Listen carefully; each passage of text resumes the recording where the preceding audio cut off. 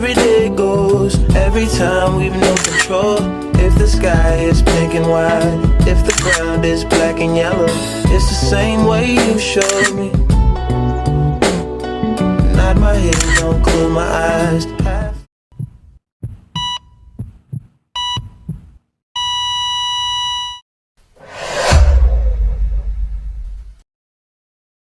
Halo guys, kami dari kelompok 8 tentang atribusi. Masuk ke penjelasan pertama. Teman-teman tahu tidak apa sih atribusi itu? Jadi atribusi dalam psikologi sosial adalah proses menyimpulkan suatu peristiwa atau perilaku. Dalam kehidupan nyata, atribusi adalah sesuatu yang kita lakukan setiap hari tanpa menyadari proses dan bias untuk kita menyimpulkan itu. Kemudian, atribusi juga dilakukan untuk mencari jawaban apa dan bagaimana sebabnya perilaku orang lain dan diri kita.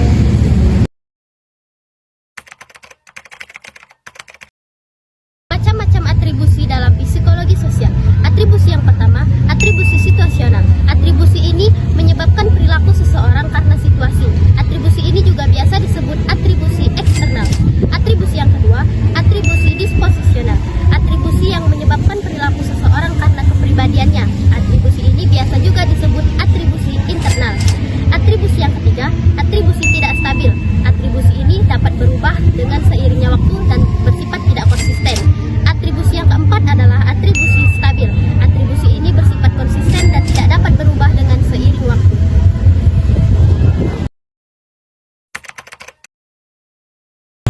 Halo, di sini saya akan menjelaskan mengenai kesalahan dalam beratribusi atau yang sering dikenal sebagai bias atribusi. Berikut 4 jenis bias tersebut. Yang pertama, heuristik kognitif. Artinya, penilaian sering didasarkan pada kejadian yang mudah diingat, sehingga mengakibatkan kesimpulan yang tidak akurat karena informasi diproses dengan cepat.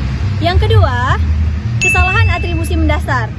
Artinya, kecenderungan untuk menganggap perilaku orang lain didasarkan oleh faktor internal, sambil mengabaikan faktor eksternal yang berperan. Yang ketiga, yaitu ada efek pelaku terhadap pengamat. Artinya, kita lebih cenderung mengaitkan perilaku kita pada faktor situasional, sedangkan perilaku orang lain kita kaitkan pada faktor eksternal.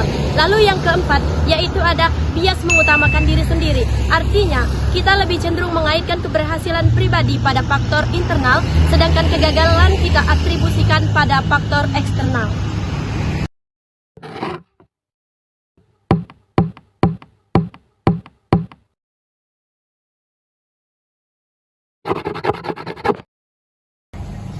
Halo, assalamualaikum warahmatullahi wabarakatuh.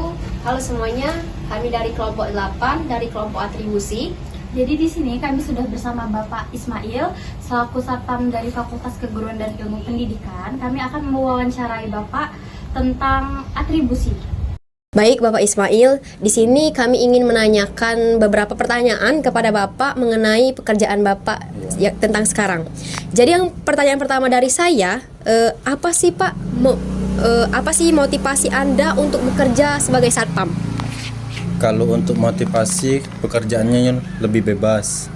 Terus walaupun lebih bebas, tanggung jawabnya kan memang besar, tapi dia agak santai lah gitu. Oke, itu tadi jawaban dari Bapak Ismail mengenai motivasi Bapak Ismail bekerja sebagai satpam di Universitas Sriwijaya. Kemudian Bapak, pertanyaan berikutnya, bagaimana sih Bapak menilai efektivitas tindakan keamanan yang telah Bapak lakukan di sini?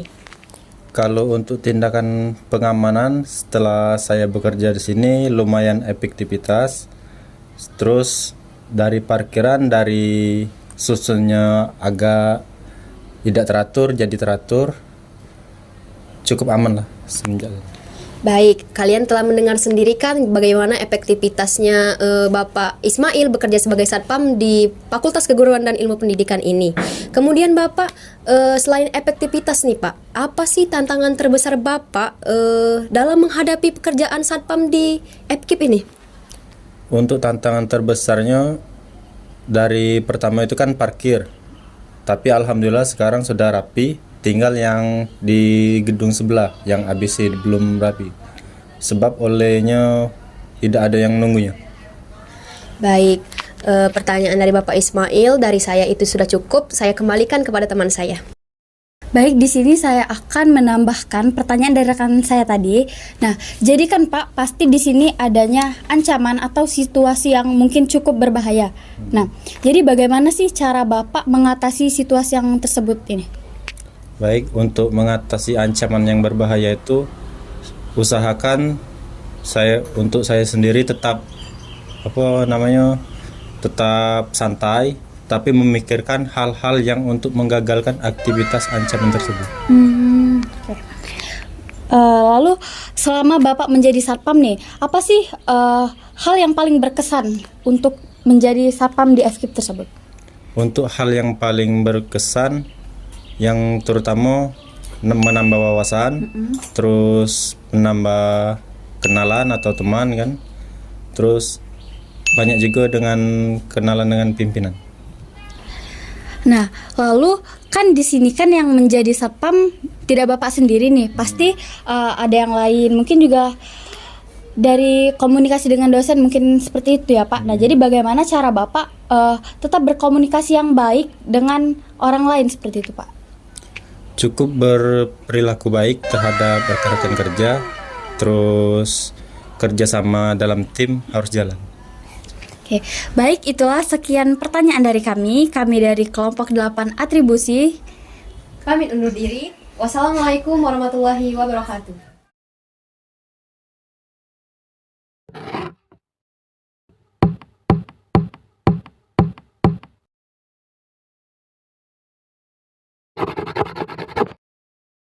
Assalamualaikum warahmatullahi wabarakatuh. Di sini kami dari kelompok 8 atribusi. Kami di sini sudah dengan Bapak Ari. Kami dengan Bapak Ari. Jadi kami akan mewawancarai Bapak bagaimana keseharian Bapak sebagai ojek.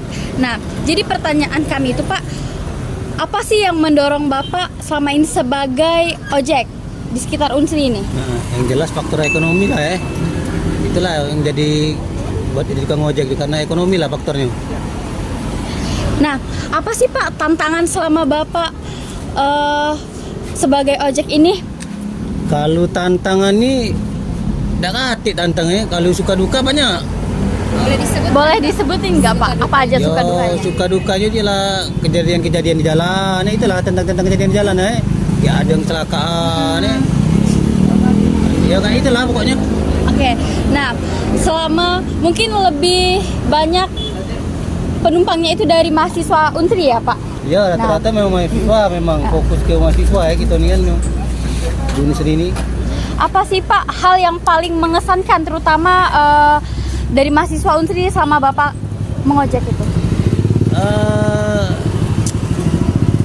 Yang jelas tuh kalau orderan rame ya, itu mengesankan lah orderan rame. Kalau sepi itu cak kemarin sepi waktu libur itu tidak dapat duit. Kalau rame yo lemak, itulah. Baik, selanjutnya pertanyaannya akan disambung oleh rekan saya. Baiklah Bapak, di sini saya ingin mempertanyakan dua pertanyaan yang dimana pertanyaan ini mengenai pekerjaan Bapak saat ini. Jadi Bapak, bagaimana sih Bapak memanfaatkan penghasilan sehari-hari Bapak dari pekerjaan Bapak sebagai ojek?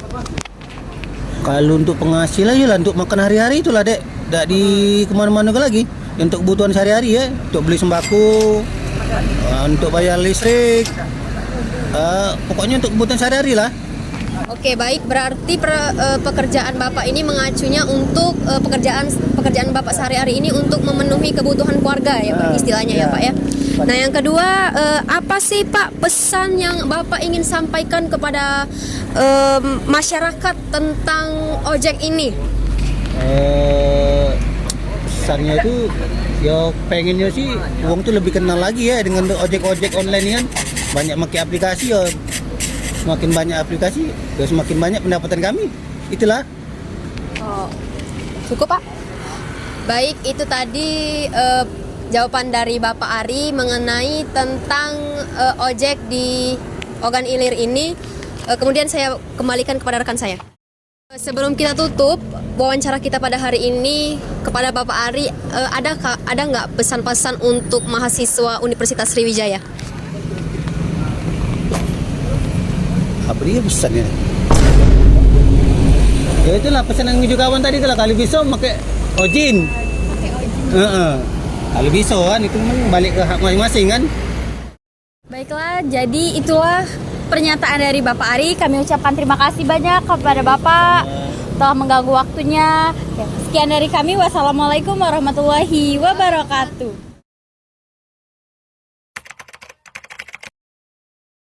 Kesimpulannya, atribusi adalah proses penilaian yang dilakukan individu untuk menilai perilaku orang lain atau diri sendiri, baik secara internal maupun eksternal.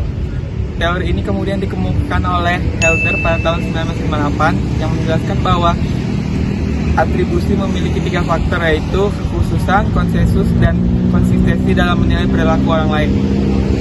Même dans un sommeil éternel, même dans un sommeil éternel, j'étais censé t'aimer, mais j'ai vu l'inverse. J'ai cligné tes yeux, tu n'étais plus la même. Est-ce que je t'aime? Je sais pas si je t'aime. Est-ce que tu Apa ini bisa nih?